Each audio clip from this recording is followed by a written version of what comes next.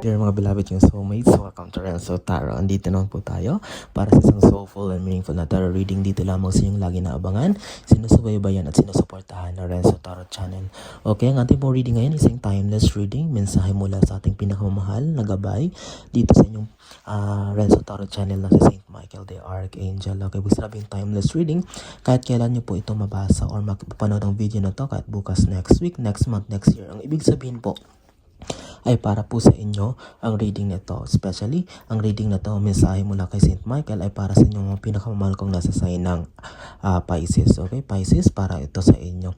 Okay, para sa hindi nakakakilala kay Saint Michael the Archangel, siya po ang leader o kumbaga sa lahat ng mga angels ng Panginoon sa langit. Siya yung chief or yung general. Ibig sabihin actually siya din yung tumalo kay Satan, kaya takot at takot sa kanya ang mga masasamang espiritu.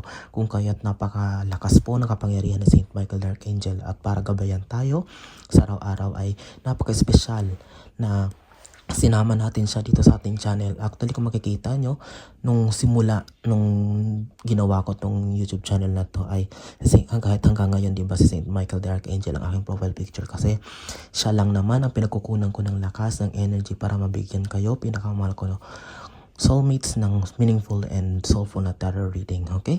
Huwag na natin itong patagalin pa, Pisces, para sa inyo ang mensahe na ito para sa timeless reading.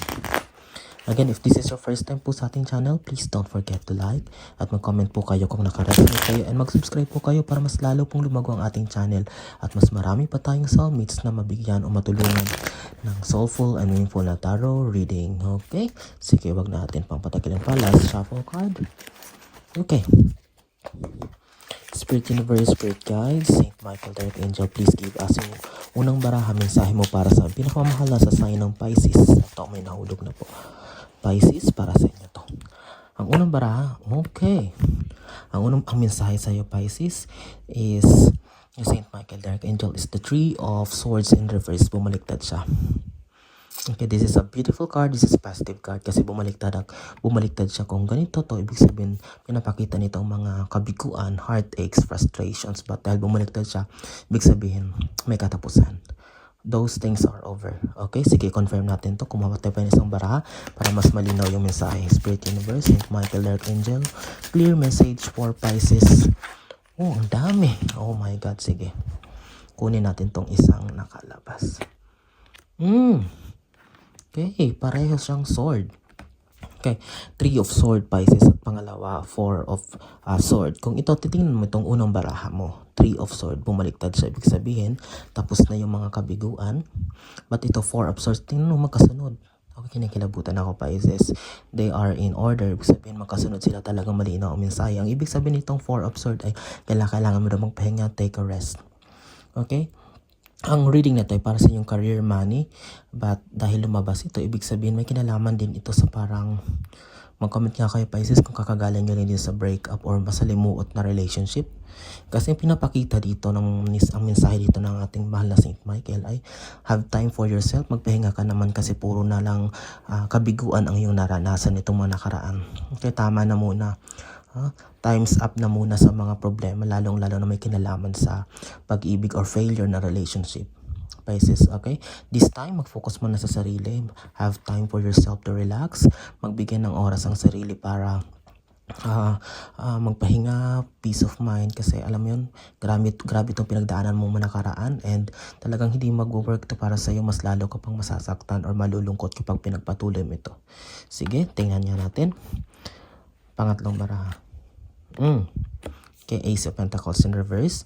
Okay, pwede rin natin itong ganitin, but this is a good thing kasi itong barahan na ito na Ace of Pentacles, after all those mga frustrations mo, heartbreak, kalungkutan dahil sa kabiguan, ito na lumabas na yung Pentacles, ibig sabihin kapalit niyan ay malaking biyaya.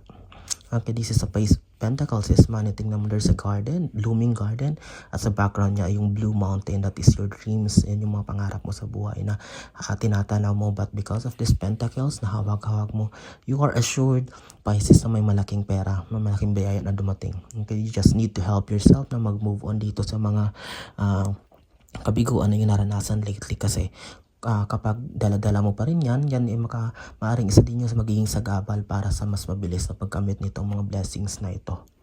Okay, pang-apat. Okay, Justice card. Wow. Okay. The energy that I can feel here, Pisces, is parang lately, related din ito dito sa first and second card. Kasi kahit sa pangatlo rin na card, parang meron ba sa inyo na nagpaplano or nag-file na ng divorce or parang umabot sa korte or sa police na parang nakikita ko dito parang may lately Pisces parang na-involve sa inyo sa parang abuse, parang inaabuso kayo ng yung partner, sinasaktan kayo verbally, emotionally. Parang ganun eh. And this justice card is about parang may umiikot na parang nagkaroon ng demandahan, barangay, police. Okay, parang may, alam mo yun, umabot sa punto na ganito na nagkasakitan talaga ng loob ang bawat isa. This also involves na yun. This justice card ay pinapakita na mensahe ng Saint Michael na kailangan mo daw itong ilaban. Kung meron man, kung nasimulan mo na, ipagpatuloy mo ito sa pagkat kailangan mo ng hustisya. Kailangan mo ng makamit ang talagang nararapat sa'yo. Deserve mo na wag ganito-ganitohin, wag masaktan or whatsoever. Kasi alam mo yun, Pisces, hindi mo deserve na ganon-ganonin kasaktan ka. Lalong-lalo na isa kang tao na mapagmahal. Binibigay mo ang lahat. You're giving everything, especially sa mga taong minamahal mo, pinapahalagaan mo. I don't deserve to be treated that way. Kaya kung meron man, mag-comment nga kayo kung meron na sa inyo na parang maabot sa punto na ganito, na may dinimanda or may parang yun, nagsuplong na sa kinauukulan regarding sa yung mapang-abusong sitwasyon. Okay? Yun pala, kaya pala naranasan mo itong kabiguan and this swords. Okay? Maaaring may kinalaman din sa pera, kaya kayo nag-aaway. Maaaring yung hiwalayan nyo, maaaring itong naging cost nitong inyong demandahan. May kinalaman din sa finances nyo bilang partner. At para sa single naman, meron naman siguro sa inyong na-involve sa parang, alam yung ginamit lang kayo, niloko kayo dahil may hinututan lang kayo, ginunan kayo ng pera. At ayun, lately mo lang na-realize kaya nagsumbong kayo sa authority, kaya may justice card na lumabas. Okay, pang-5. Okay, Pisces, 5 of Wands. Dito, ang lumabas dito na mensahe or na naisip parating ni Saint Michael is that pinagkaisahan ka daw. Kay Pisces, pinagkaisahan ka. Maraming mga taong involved dito. It is also a card of parang may mga tao na kala mo they are there for you para tulungan ka, pero yun pala, tinutulungan ka para bumagsak ka. Okay, be careful, Pisces, in dealing with that kind of people. Maging mapagmatsyag, maging maingat, lalo na sa panahon ngayon na napakaraming manloloko. Maraming mapagpanggap, mapagkunwari, especially in the name of money or fame. Okay, halos, alam mo yun, gawin ng lahat, halos kahit ikanulo nila mga mahal nila sa buhay, alang-alang lang sa pera. Diba, ang mundo ngayon talagang umiikot lang sa pera. And this 5 of Wands is also showing na, look at that. Okay, although once siya parang kung titingnan mo nagtutulungan, no, but that is in disguise. Nagtutulungan siya, they are kumbaga pretending to help na tinutulungan ka, but they have a hidden agenda. Hindi mo lang alam kasi lumabas tong justice card ay magkatabi sila.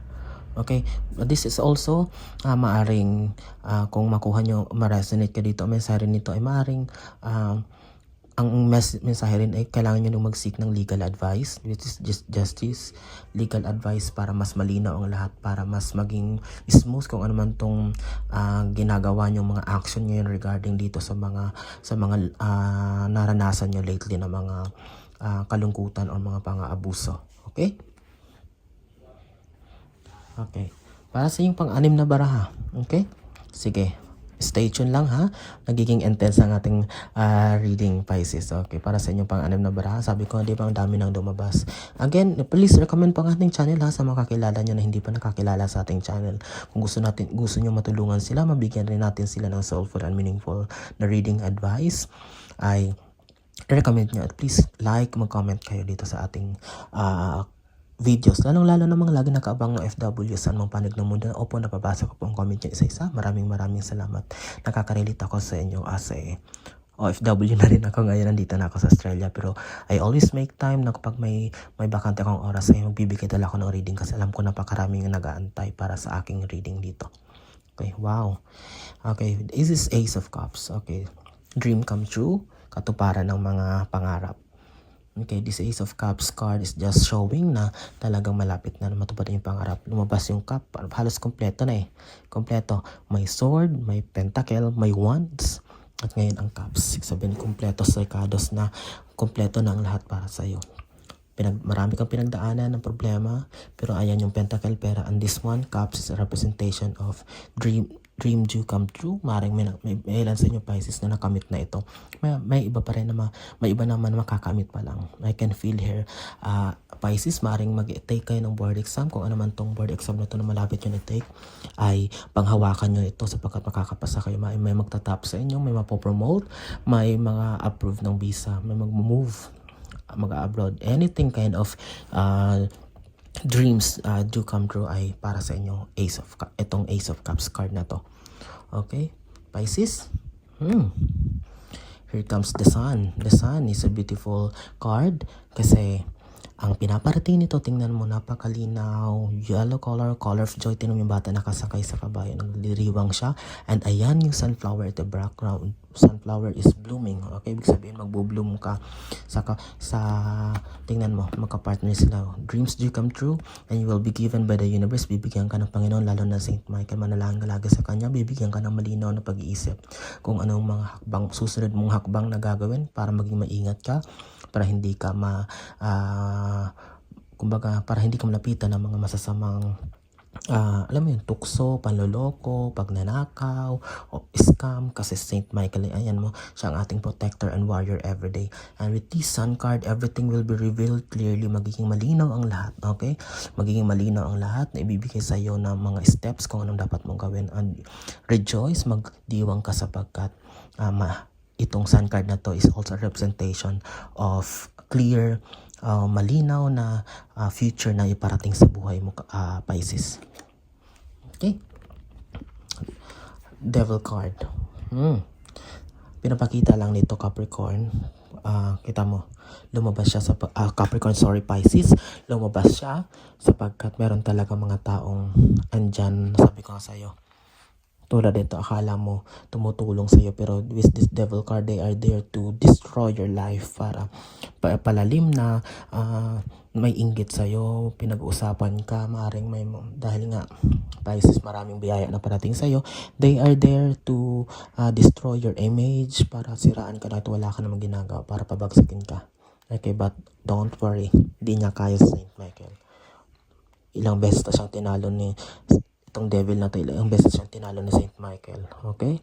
Takot na takot siya kasi Saint Michael. Lumabas lang ito, it means na talaga may mga taong andyan para pabagsakin ka, but hindi sila magsasucceed. Mag-iingat ka na lang sa pagtitiwala sa mga tao, sa pagdideal sa mga tao na akala mo totoo or andyan para sa'yo, but ano yun, in reality, ang katotohanan ay wala naman silang balak talaga na tulungan ka, but nag-aantay na lang sila na bumagsak ka. Okay, tatapin natin to kasi baka man-nudity tayo. Sayang naman itong video natin na napakaganda kung hindi natin ma-upload. Okay, last 2 cards tayo. Actually, sakto pala yung bumagsak na baraha. Last 2 cards, hindi lang nahagip ng camera, pero ito, para sa inyo Pisces, mensahe ni Saint Michael. Queen of Cups. Here you are. Carefully laying out all the options, malinaw, tahimik, okay, maingat na nilalatag lahat ng mga plano, lahat ng mga nais mong gawin.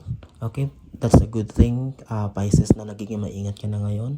Nagtatanong-tanong ka na, humihingi ka na ng advice, at di tulad ng dati na you're just going na parang ikaw lang mag-isa. And that's a good thing. And the best ito, para mas maging successful ito lahat, you ask for the guidance of the universe, especially Saint Michael. Pray for him always, and bibigyan ka niya ng malinaw na wisdom kung anong gagawin, at bibigyan ka niya ng strength, ng tapang katulad niya na para harapin ang lahat. Huwag kang matakot sapagkat andyan siya, i-guide ka niya.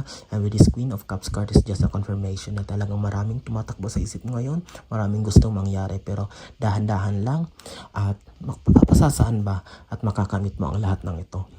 At para sa 10th and last card para sa inyo Pisces, wow, this is a Page of Wands. Tingnan mo, papakita ko sa iyo, ha, kung kanina ito you are carefully planning everything. Now, humarap na papunta doon. Ibig sabihin, kanina nakaharap ito dito, ito nakaharap na doon.